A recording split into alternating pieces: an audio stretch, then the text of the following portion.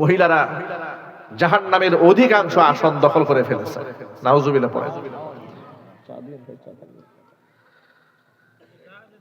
ইবনে মাসউদ রাদিয়াল্লাহু তাআলা আনহুর হাদিসে এসেছে, নবীজি সাল্লাল্লাহু আলাইহি ওয়াসাল্লাম ঘর থেকে বের হয়ে ঈদের নামাজ পড়ালেন।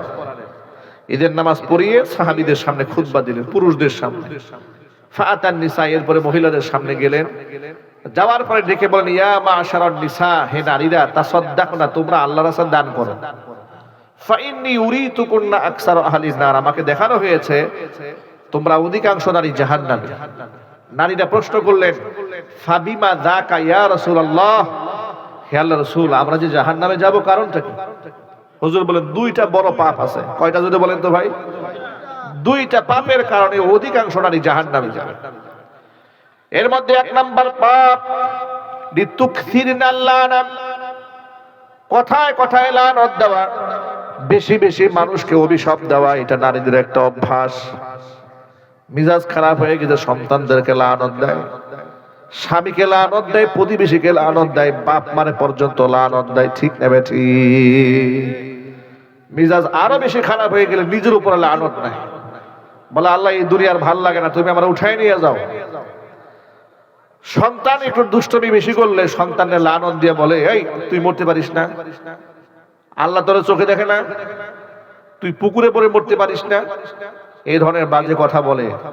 এরকম মহিলা নাই এলাকায়? কথা বলে না কেন? আছে না নাই? মায়েরা, বোনেরা, সন্তানকে কখনো অভিশাপ দেবেন না। বাবা মার দোয়া আল্লাহর কাছে 100% কবুল হয়ে যায়। বাবা মার রাগের কথাও আল্লাহর কাছে কবুল হয়। মেজাজ বেশি খারাপ হয়ে গেলে কি বলবেন? হাদিস লেখা আছে, হাদিস শরীফে এসেছে, সন্তান বেশি রাগ করলে, জেদ করলে কি বলবেন শোনেন, রাহিমাকাল্লাহ, আল্লাহ তোর উপর রহমত নাজিল করুক, হাদাকাল্লাহ, আল্লাহ তোর হেদায়েত দান করুক, ইয়াহদিকুমুল্লাহ, আল্লাহ তোর হেদায়েত নসিব করুক। এই ধরনের ভাষা সন্তানের ব্যাপারে প্রয়োগ করবেন। সন্তানকে যদি আল্লাহ হেদায়েত দিয়ে দেয়, আপনার চোখই তো ঠান্ডা হয়ে যাবে। কি বলেন? আপনার সন্তান যদি হেদায়েত প্রাপ্ত হয়, সবার আগে কলিজা ঠান্ডা হবে কার? মা বাবার। কবির কলিজা ঠান্ডা হয়ে যাবে। সুতরাং বদদোয়া না দিয়ে দোয়া করেন। আপনারা কাবা শরীফের ইমাম সাহেবের গল্প শুনেন নাই? কাবার ইমাম একদিন গল্প চলে বলছিলেন, আমি ছোটবেলায় খুব দুষ্ট ছিলাম, মারাত্মক লেভেলের দুষ্ট। আমার মা একদিন রাগে গুসা আমারে বলে, ঘর থেকে বের হ, আল্লাহ যেন তোর কাবার ইমাম শরীফ ইমাম বানায় দেয়। এত রাগ করে বলছে আমার মা, জিদ করে আমি ঘর থেকে বের হয়ে গেছি। সেই আমি বড় হয়েছি, লেখাপড়া করেছি, আল্লাহ পাক আমারে কাবার ইমাম বানাই দিয়েছে। কার কথা কোন জায়গায় আল্লাহ পাক কবুল করেন সেটা একমাত্র কে ভালো জানেন, জোরে বলেন। মায়েরা, বোনেরা, সন্তানের বদদোয়া দিয়েন না। ইমাম বুখারী রাহমাতুল্লাহি আলাইহি, মুহাম্মদ ইবনে ইসমাঈল আল বুখারী রাহমাতুল্লাহি আলাইহি, সারা দুনিয়ার সর্বোচ্চ এক সম্মানিত একজন ব্যক্তি, যার কাছে গোটা পৃথিবীর মুসলমানরা ঋণী। বুখারী শরীফ যিনি রচনা করেছেন, আস-সাহহুল কিতাব বাদা কিতাবিল্লাহ, আল্লাহর কোরআনের পরে সর্বাধিক গ্রহণযোগ্য কিতাব হচ্ছে আস-সাহিহুল বুখারী। সেই ইমাম বুখারী রাহমাতুল্লাহি আলাইহি যখন শিশু ছিলেন, জন্ম নেওয়ার পরে রোগে আক্রান্ত হয়ে চোখের দৃষ্টি হারিয়ে ফেলেছেন।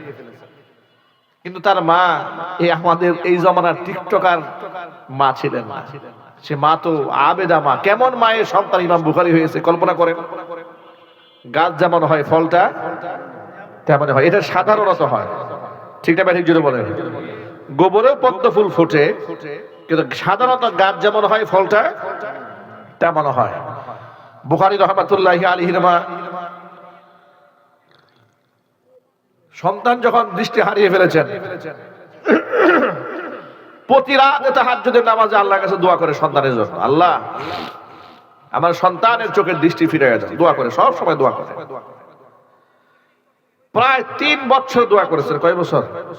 3 বছর দোয়া করে। রাতের বেলায় স্বপ্ন দেখেন, কে যেন বলছেন, মুহাম্মদ ইবনে ইসমাঈলের মা, তোমার সন্তানের দুনো চোখের দৃষ্টি ফিরিয়ে দেওয়া হয়েছে। তিনি ঘুম থেকে জাগ্রত হলেন, তাকায় দেখলেন সন্তানের দৃষ্টি আল্লাহ পাক ফিরিয়ে দিয়েছে। এই জন্য আমি মাহমুদকে বলি, প্রিয় মায়েরা, বোনেরা, খবরদার সন্তানকে বদদোয়া দিয়েন না।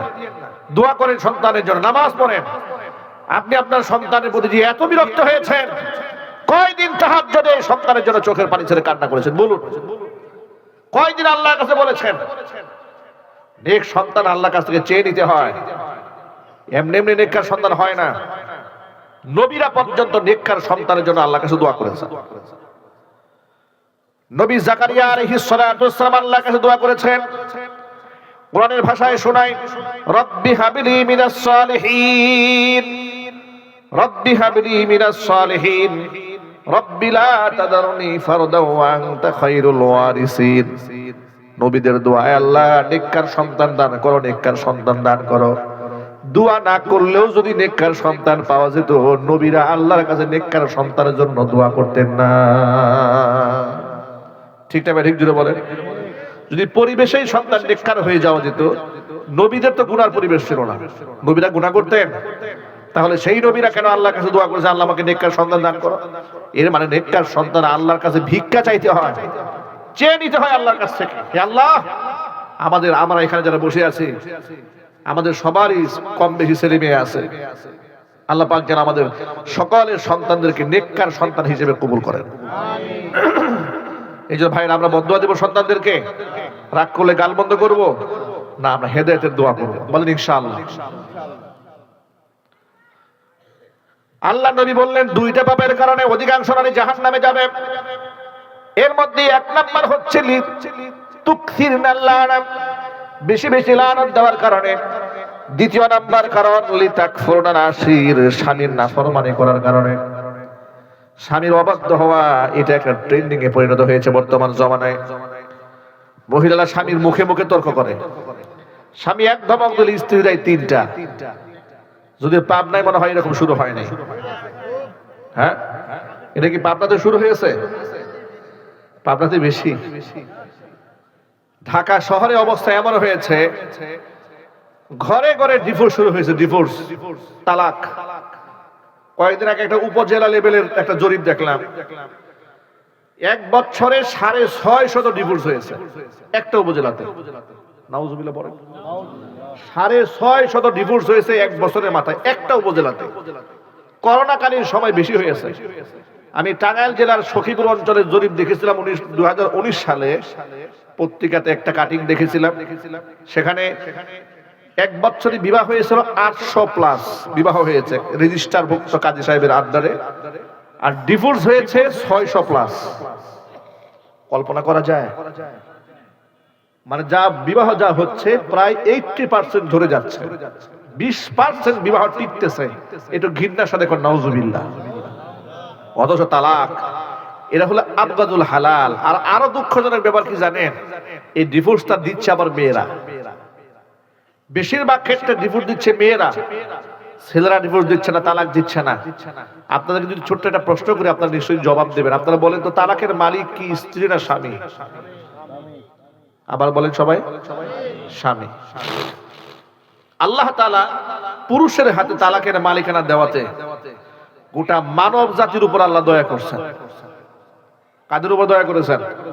শুধু নারীদের উপরে না, গোটা মানব জাতির উপর আল্লাহ দয়া করছেন। এই যে আমরা যারা বসে আছি না এখানে, তালাকের মালিক যদি আমাদের বউরা হইতো, একটারও বউ থাকতো না ঘরে। কথা বলে না কেন? মেজাজ একটু খারাপ হয়ে ঠাস ঠাস তালাক দিয়ে দিত। ঠিক কিনা বলেন? তালাকের মালিকানা দেওয়া হয় নাই, এরপরও ডিভোর্সে মহিলার আগায়া। যদি মালিকানা দেওয়া হইতো তাহলে অবস্থা কি হইতো? ঘরে ঘরে তালাক হইতো। মুখের উপর বউরা বলে, একমাত্র আমি দেখে আপনার সংসারটা করলাম, পৃথিবী কেউ আপনার সংসার করতো না। এটা কমন কথা বলে। আরেকটা কথা বলে, 10 বছর সংসার করলাম, সুখ কি জিনিস আপনার সংসারে চোখেই দেখলাম। বলে কিনা জুড়ে বলেন? এগুলো আমাদের মা বোনরা বলে। মায়েরা বোনেরা এগুলো বলবেন না, এগুলা বলে স্বামীরে কষ্ট দিবেন না। স্বামীর সেবা করেন। নবী করিম সাল্লাল্লাহু আলাইহি ওয়াসাল্লামের ঘরে সম্পদ ছিল না, কিন্তু সুখ ছিল। দামি দামি বিছানা ছিল না, কিন্তু মোহাব্বত ছিল। এই যে আমরা আমাদের স্ত্রীদেরকে কত কিছু কিনে দেই, কত অর্নামেন্টস কিনে দেই, গহনা কিনে দেই, লাক্সারি লাইফ লিড করার জন্য কত সুন্দর সুন্দর মেকআপ কিনে দেই, পারফিউম কিনে দেই। ঠিক না ভাই? কিন্তু দেখেন নবী করিম সাল্লাল্লাহু আলাইহি সাল্লাম নিজের স্ত্রীকে দামি দামি কাপড় দিতে পারেন নাই, 3-4 দিন খানাও খেতে পারেন নাই, কিন্তু বিনিময়ে সংসারে কোনো অশান্তি ছিল না। একটা হাদিস বলি আপনারা আন্দাজ করতে পারবেন। নবী করিম সাল্লাল্লাহু আলাইহি সাল্লাম দরজার সামনে উঠানে বসে নিজের জুতা সেলাই করতেছিলেন নিজের হাতে। সুবহানাল্লাহ। রহমতের নবী নিজ হাতে জুতা সেলাই করছেন। বাহির থেকে রৌদ্রের আলো এসে হুজুরের চেহারার মধ্যে পড়েছে। আর রাসূলের চেহারা তো ছিল পৃথিবীর 1 নাম্বার চেহারা, যার সাথে পৃথিবীর কারো তুলনায় চলে না। জোরে কোন আল্লাহু আকবার। উম্মুল মুমিনিন মা আয়েশা রাদিয়াল্লাহু তাআলা আনহা আল্লাহর নবীর চেহারার উপর যখন রৌদ্রের আলো পড়ছিল, হুজুরের চেহারাটা যেন আরো চমকাচ্ছিল। শামাইলে তিরমিজির মধ্যে এসেছে আল্লাহর হাবিবের চেহারা, এই ভুরুটা কালো কুচকুচে ছিল, মুখটা একদম দাড়ি ভর্তি ছিল, চাপ দাড়ি, নাভি থেকে বুক পর্যন্ত এই যে টানা একটা পশমের চিকন রেখা ছিল, বুক ভর্তি পশম ছিল না। দেহের স্ক্রিনটা ছিল শিশু বাচ্চাদের মতো কোমল, শরীরে অতিরিক্ত কোন মেদ ভুঁড়ি ছিল না, অনেক লম্বাও ছিলেন না, অনেক খাটোও ছিলেন না, একেবারে সাদাও ছিলেন না, কালোও ছিলেন না, লালও ছিলেন না। এর মানে হচ্ছে রাসূল পাক সাল্লাল্লাহু আলাইহি সাল্লামকে আল্লাহ এমন একটা রং দিয়েছিলেন, পৃথিবীর এক শব্দে তার বর্ণনা করাই সম্ভব ছিল না। চিৎকার দিয়ে এখন আল্লাহু আকবার। মা আয়েশা রাদিয়াল্লাহু তাআলা আনহা হুজুরকে ডেকে বলেন, ইয়া রাসূলুল্লাহ, কবিতার ভাষায় পৃথিবীতে সৌন্দর্যতার যে প্রশংসা, যে নমুনা তিনি পেশ করেছেন, আমার তো মনে হয় পৃথিবীর সমস্ত কবিদের সমস্ত সৌন্দর্যতা এবং প্রশংসার ভাষা একমাত্র আপনার চেহারার জন্যই প্রযোজ্য। মা আয়েশা রাসূলের প্রশংসা করে হুজুরের মনটা ভরে দিয়েছেন। ঘরে নাই খাবার, পেটে নাই খাবার, কিন্তু প্রশংসা করে মা আয়েশা রাদিয়াল্লাহু তাআলা আনহাকে রাসূল তাৎক্ষণিক একটা জবাব দিয়ে দেন, এই পৃথিবীতে নারীদের মধ্যে আমার কাছে সবচেয়ে উত্তম নারী হচ্ছে আয়েশা, আর পুরুষদের মধ্যে সর্বাধিক প্রিয় ব্যক্তি হচ্ছে আয়েশার পিতা হযরত আবু বকর সিদ্দিক। জোরে বলেন সুবহানাল্লাহ। এই একটা হাদিস থেকে আপনি একটা শিক্ষা গ্রহণ করতে পারেন, সেটা হচ্ছে রাসূলের ঘরে আভিজাত্য ছিল না, কিন্তু মায়া ছিল, মহব্বত ছিল, সম্মান বোধ ছিল স্বামীর প্রতি, স্ত্রীর প্রতি স্বামীর। আমাদের ঘরে সব আছে, সম্মান বোধ নাই। আমরা কেউ কাউকে গুনি না, গুনায় ধরি না, 2 পয়সার দাম দেই না। আমরা স্বামীরাও আমাদের স্ত্রীর উপর জুলুম করি, আমাদের স্ত্রীরা আমাদের উপর জুলুম করে। ঠিক না ভাই? ঠিক। এরা তওবা উভয়কে করা উচিত। আমাদের মা বোনরা আজকের মাহফিল থেকে তওবা করবে, আমরা যারা স্বামী আছে আমরাও তওবা করব। মনে রাখবেন, শুধু মুখে দাড়ি, মাথার মধ্যে পাগড়ি আর গায়ে জুব্বা পরলে সুন্নতি আমলওয়ালা হওয়া যায় না। দেশের সুন্নত আনা সহজ, কিন্তু নিজের ব্যক্তিকে সুন্নতের আলোয় আলোকিত করা বড় কঠিন। ঠিক কিনা বলেন? দেশ দিয়ে তো সুন্নত যে কেউ নিতে পারে, যে কেউ এটা ধারণ করতে পারে, কিন্তু আমলের উপর সুন্নতে চলে আসা এত সহজ ব্যাপার নয়। আমরা যদি আমাদের স্ত্রীদের সাথে সুন্দর আচরণ করতাম, তাদের হকগুলো আদায় করতাম, তাহলে আমাদের এই মনোমালিন্যতা হতো না। এত ডিভোর্স এবং তালাকের সংখ্যা বাড়তো না সমাজে। আমরাও আমাদের স্ত্রীর উপরে জুলুম করেছি। আমরা আজকের পর থেকে আমাদের স্ত্রীদেরকে তাদের হকের ব্যাপারে যত্নবান হব, বলেন ইনশাআল্লাহ। তাদেরকে মারধর করব না, বাপ মা তুলে গাল বন্ধ করব না, বলেন ইনশাআল্লাহ। বলেন গালি দেওয়া যাবে, চুল ধরে টান দেওয়া যাবে, এই বদ অভ্যাস আমাদের মধ্যে আছে না নাই? আরে কত পুরুষের ব্যাপারে নালিশ আসে যে চুল ধরে হেসরায় ঘর থেকে বের করে নিয়ে আসে স্ত্রী, পিটায়া রক্তাক্ত করে হসপিটালে পাঠিয়ে দিয়েছে। জালেম স্বামী কি করে এত বড় জালেম হয়? এক বিছানায় থেকে, এক প্লেটে খাবার খেয়ে, 10-12 বছরের মহব্বতের সংসারে পিটায়া হসপিটালে পাঠিয়েছে বউকে। মেজাজ খারাপ হয়ে গেছে। সামান্যতম রান্না করার ক্ষেত্রে লবণ একটু কম হলো কেন, ঝাল একটু বেশি হইলো কেন, এটা নিয়ে ঝগড়া। এরকম স্বামী নাই ঘরে? আল্লাহ যেন হেদায়েত দান করে, জোরে করে আমিন।